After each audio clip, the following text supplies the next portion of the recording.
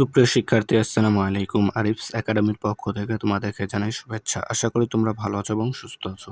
তো আজকে আমি তোমাদের গণিত বইয়ের পৃষ্ঠা নম্বর 56 এর যতগুলো অঙ্ক আছে সবগুলো সমাধান করে দেবো, ঠিক আছে? তো দেখো 1 নম্বর ভাগ করি, এটা প্রথমে সমাধান করব, ঠিক আছে?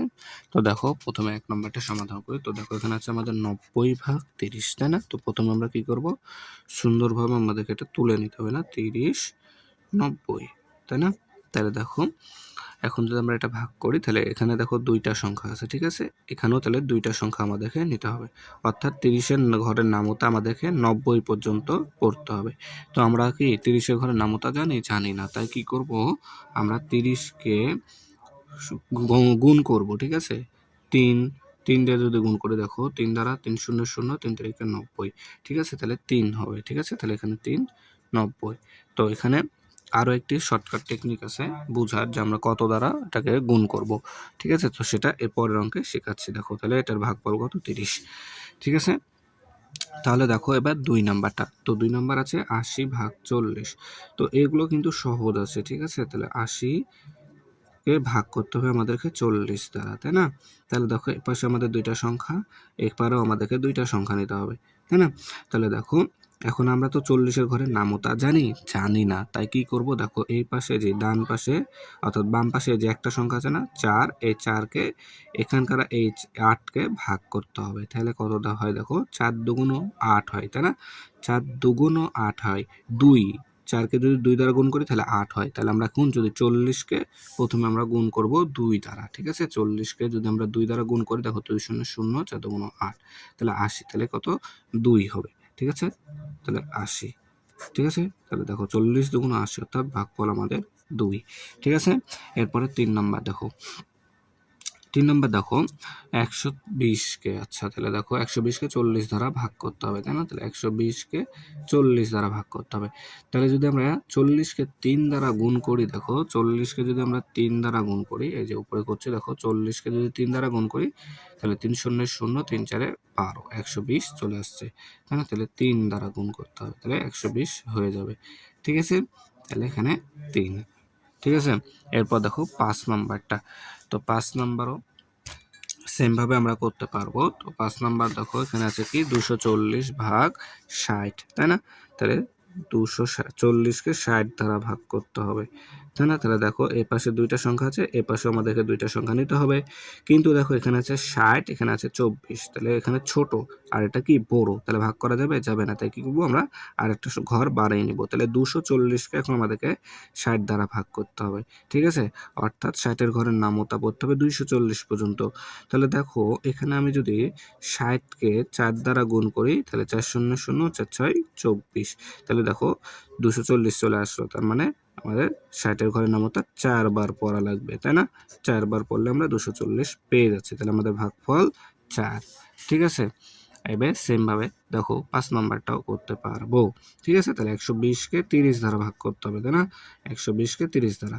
তাহলে এখানে দেখো দুইটা সংখ্যা, তাহলে এপারেও দুইটা সংখ্যা নেব, কিন্তু দেখো এখানে 12, এখানে 30, তাহলে এটা ছোট হয়ে যাচ্ছে, তাহলে ভাগ যাবে না। তাই কি করবো, আর একটা সংখ্যা বানায় নেব। তাহলে কত হচ্ছে 120। তাহলে 30-এর ঘরের নামতা আমাদের পড়তে হবে 120 পর্যন্ত, তাই না? তাহলে দেখো আমি যদি 30-কে 4 দ্বারা গুণ করি, 4 শূন্য শূন্য, 3 4-এ 12, তাহলে 120। তাহলে 30-এর ঘরের নামতা 4 বার পড়লে 120 হয়, ঠিক আছে? তাহলে 120 থেকে 120 বাদ দিলে 0, ঠিক আছে? তাহলে ভাগফল 4, ঠিক আছে? সেমভাবে 6 নাম্বারটা দেখো 210 ভাগ 50, ঠিক আছে? তাহলে দেখো 210-কে আমাদেরকে 50 দ্বারা ভাগ করতে হবে। তাহলে এখানে আছে দুইটা সংখ্যা, এখানেও আমাদেরকে দুইটা সংখ্যা নিতে হবে, তাই না?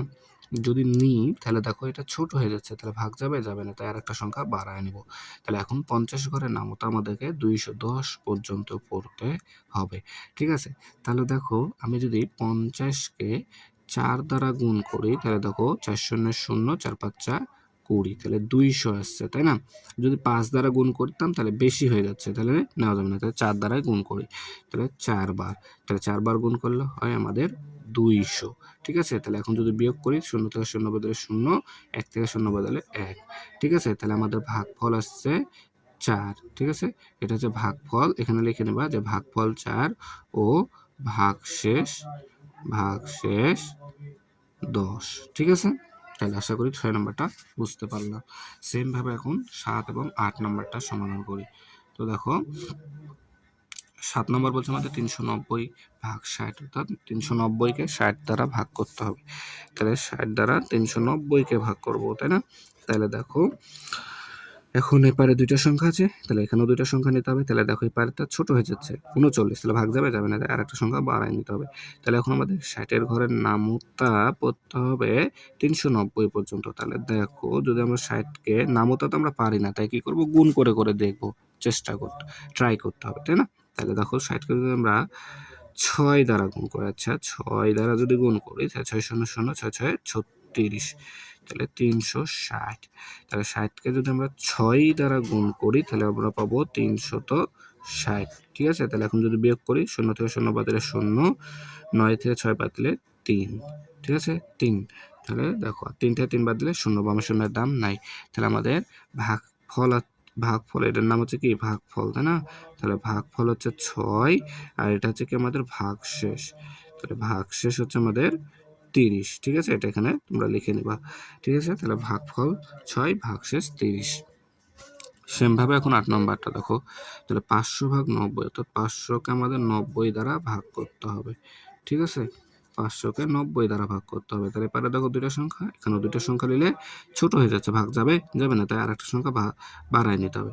অর্থাৎ 90-এর ঘরের নামতা আমাদেরকে 500 পর্যন্ত করতে হবে। তাহলে দেখো যদি আমরা 90-কে 5 দ্বারা গুণ করি, 5 শূন্য শূন্য 5 নং 45, 450। আবার যদি আমরা 90-কে 6 দ্বারা গুণ করি, 6 শূন্য শূন্য 6 নং 54, তাহলে 540। দেখো এটা বেশি হয়ে যাচ্ছে 500 থেকে, আর এটা 500 থেকে ছোট, তাহলে এটা আমরা নিতে পারি। তাহলে 5 বার যদি গুণ করি, 5 9 45, অর্থাৎ 450। যদি এখন বিয়োগ করি, 0 থেকে 0 বাদে 0, 0 থেকে 5 বাদ দিতে হবে, অর্থাৎ 10 থেকে 5 বাদ দিলে 5, হাতে থাকে 1, 1 দিয়ে দিলাম 4-কে, 4 হয়ে গেল 5, 5 থেকে 5 বাদ দিলে 0, বামে শূন্যের নাম নাই। তাহলে আমাদের ভাগফল দেখো, এটা কি ভাগফল হচ্ছে 5, তাই না? ভাগফল 5, আর ভাগশেষ আমাদের কত, 50, ঠিক আছে? তাহলে এটাই হচ্ছে আমাদের উত্তর, ভাগফল 5, ভাগশেষ 6, ঠিক আছে? তাহলে আশা করি তোমরা অঙ্কগুলো বুঝতে পারলা, ঠিক আছে? 56 পৃষ্ঠার অঙ্কগুলো খুবই সহজ কিন্তু, তাই না? তাহলে আজকে এ পর্যন্তই। ভিডিওটি ভালো লাগলে অবশ্যই লাইক, কমেন্ট, শেয়ার করতে ভুলবেন, এবং পরবর্তী ভিডিও সবার আগে পেতে আমাদের চ্যানেলটি সাবস্ক্রাইব করে রাখো। আল্লাহ হাফেজ, আসসালামু আলাইকুম ওয়া রাহমাতুল্লাহ।